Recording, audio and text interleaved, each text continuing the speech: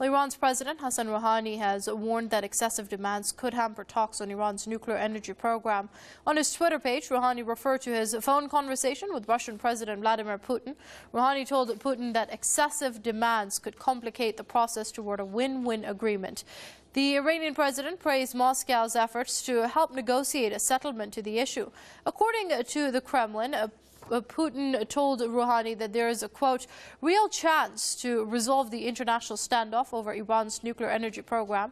Representatives from Iran and the 5 permanent members of the UN Security Council plus Germany will sit down for fresh talks in Geneva this coming Wednesday. The meeting will be held under pressure from Israel, which seems determined to force Western countries to block a nuclear deal with Iran. The previous round of talks ended without an agreement after France blocked a deal under the influence of Israel. Well, we're going to cross over to Irvine. Joining us via Skype is Professor Nader Bagherzadeh. He's with the UC Irvine. Many thanks for joining us here on Press TV, Professor.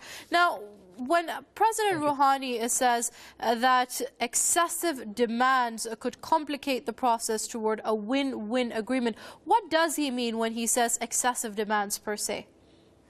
So I think we have to guess because we don't know the details of the discussions. But from what has been reported by the Western media is that the French government last minute before the agreement was going to be signed off, basically put on the table 2 additional items, which was pausing work on the Arak heavy water facility, reactor facility, and the issue of recognizing Iran's enrichment, assuming that these are correct issues that were reported properly.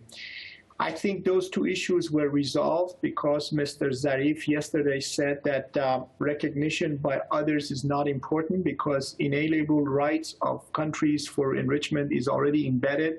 So he basically crossed that item off. And I think pausing Arak is not going to be a showstopper. This facility is not going to start working for another 1.5 to 2 years. Perhaps after that, it will take a while before any plutonium that could be used for anything non-peaceful could be used.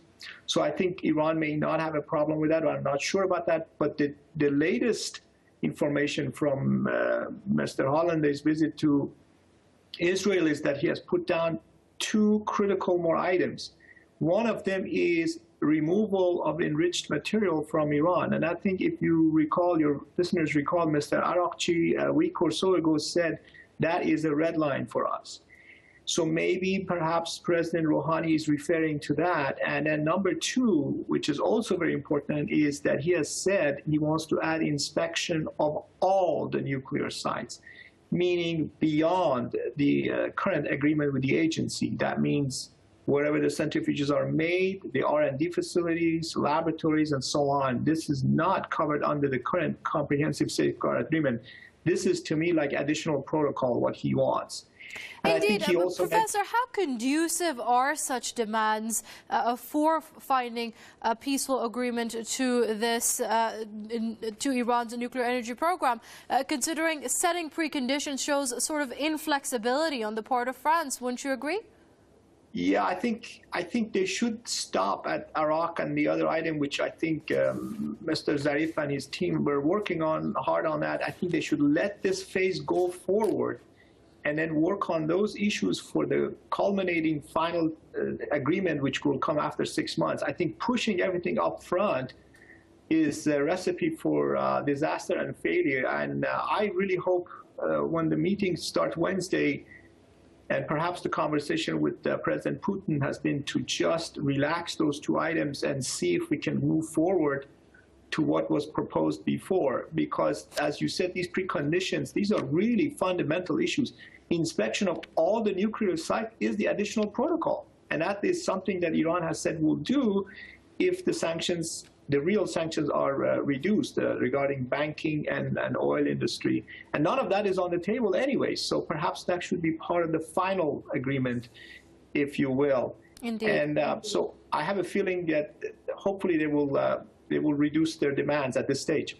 Okay, let's wait and see how this pans out. Professor Nader Bagherzadeh with UC Irvine joining us via Skype. Many thanks indeed, Professor, for your comments here on Press TV.